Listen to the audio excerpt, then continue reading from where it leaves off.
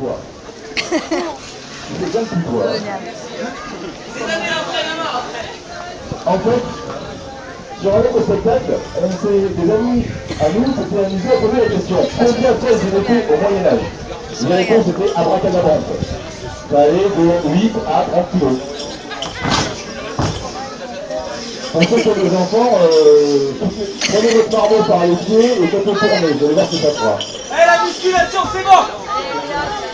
En fait, ces épées pèsent 800 grammes à 2 kilos à l'époque. Les nôtres font 1,5 kg. Ça sert donc absolument à rien de cogner comme un sur avec, c'est une arme qui est faite pour être agréable. En spectacle, généralement pour une c'était très belle. On montre des parades autour du corps, des attaques très larges qui aident notre partenaire à savoir où on va cogner. Et du coup, ça peut donner quelque chose comme ça.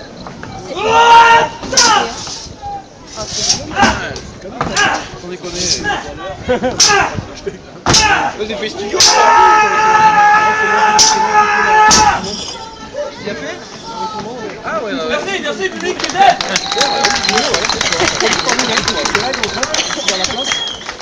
Mais la réalité du combat de l'époque est un petit peu différente. En fait, souvent à l'époque, on va utiliser notre lame pour guider la lame de l'adversaire dans la garde. Et ainsi gagner un avantage décisif.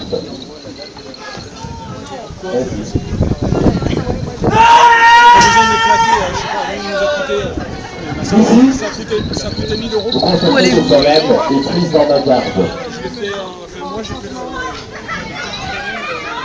Je vais donc pouvoir le raser de très près, ou beaucoup plus simple, utiliser mon pommeau et pousser très fort.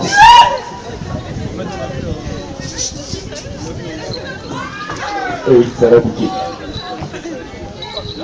C'est très différent de ce qu'on a tendance à imaginer. On va donc utiliser plein de techniques extrêmement vicieuses avec cette garde. Cette garde peut servir pour le chef. également à frapper au contact. Notre panier, s'il te plaît! Autre préjugé sur une épée, on a tendance à croire qu'on ne la tient que par la poignée, ce qui est faux. Non, je suis pas d'accord. Je suis désolé.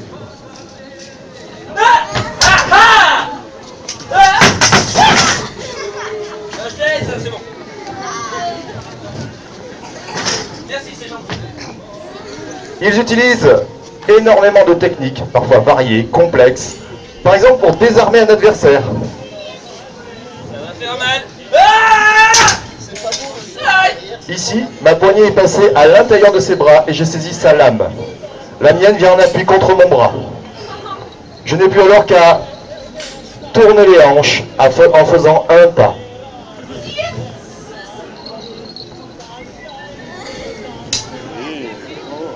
Facile!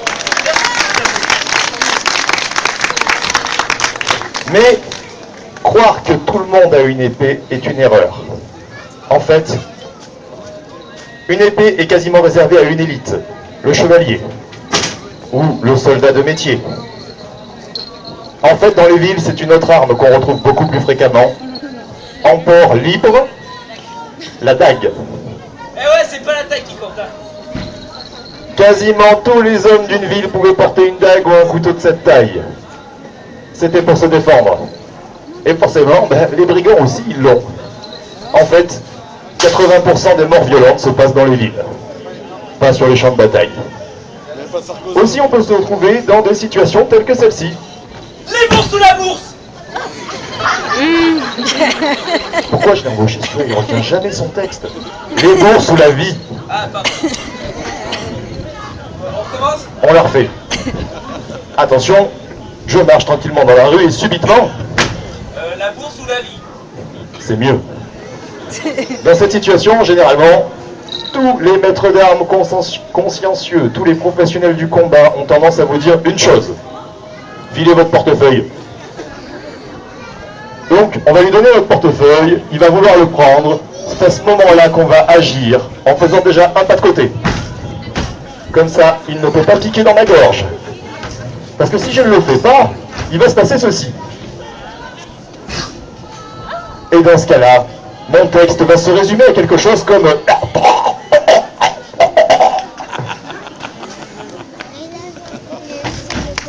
Donc, tout de suite, un pas de côté, en écartant avec le bras, sans arme. Ici, je peux alors le contrôler. Ça peut être par exemple saisir, Aïe, je vais avoir très mal. frapper dans le coude, Aïe. pour le plier. Vous constatez que j'ai quasiment la main sur son pommeau, alors je vais m'en servir. Les pieds vont servir également. Un conseil d'amis, doublez le coup de pied. Aïe. Triplé. Tournez-vous et cassez-vous.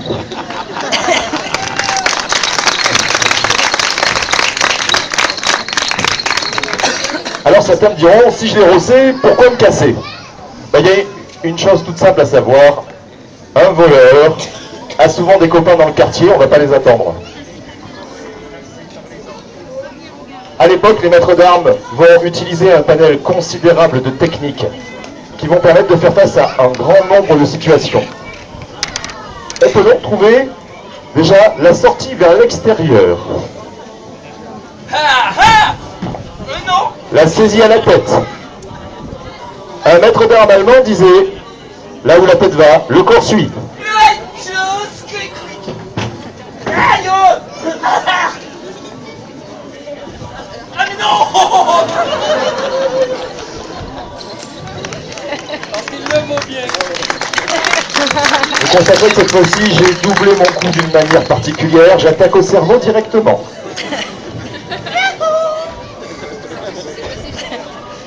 On peut également contrer dans l'intérieur, c'est-à-dire sans sortir de la ligne. Et là, je vais avoir mal. Et ici, on va pouvoir tout simplement l'envoyer valdinguer.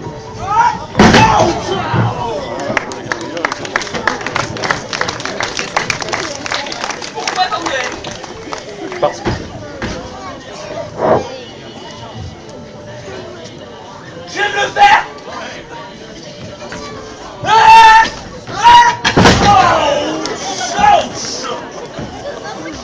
Ouais, c'est bon, j'abandonne. Et oui, ils savent aussi utiliser la force de l'adversaire contre lui. Utilisez la force de votre adversaire, même un gringalet peut le faire. Mais ne croyez pas que le combat s'apprend uniquement entre hommes. Tout le monde a le droit d'apprendre à se défendre à l'époque. On a à l'époque des maîtres d'armes qui vendent leurs services.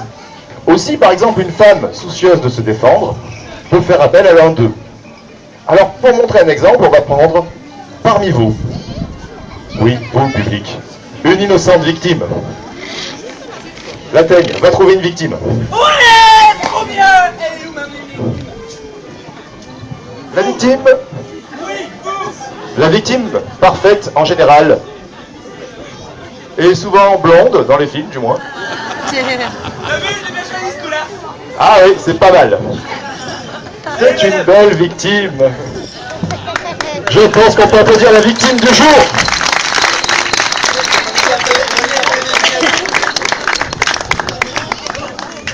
Alors, Elle est bien la victime, hein. elle est pas mal du tout ta victime. Comment vous appelez-vous? Cathy. Je pense qu'on peut applaudir Cathy la victime.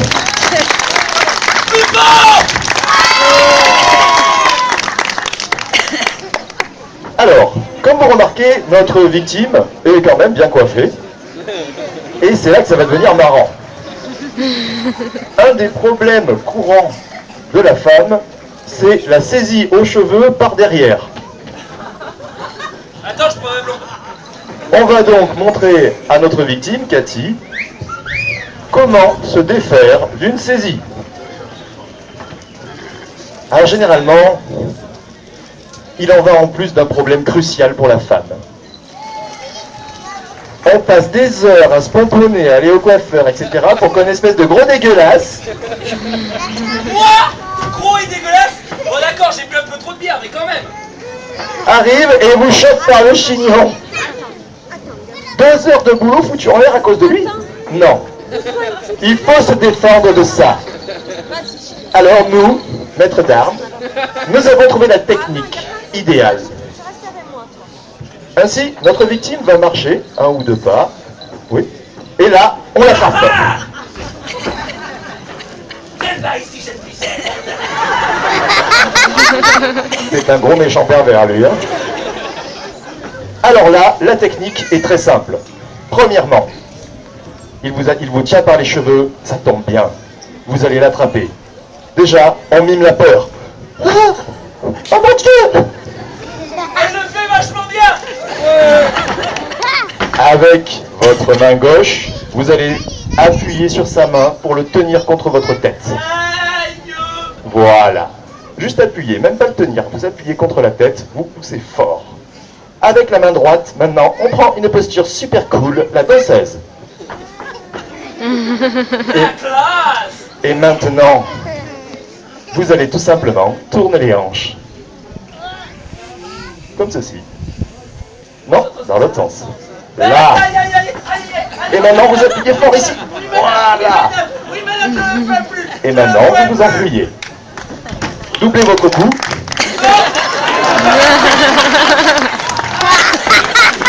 Allez, maintenant, on prend la pause pour les photos.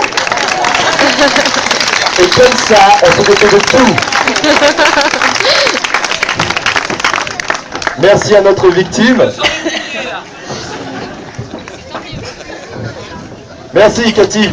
Merci, mon petit. Eh, attention, hein. Faut pas l'embêter, c'est Cathy, la super victime. Explication, pourquoi? Explication, pourquoi? Observons bien. Il a... Parle à ma blondasse. Je suis pas blonde. Ma châtaignasse. Je préfère. Quand on va saisir sa main, on va appliquer très fort contre le crâne. Aïe. Et ça va nous permettre de déterminer quelle main nous tient pour tourner dans le bon sens. Arrête, tu me caresses la main.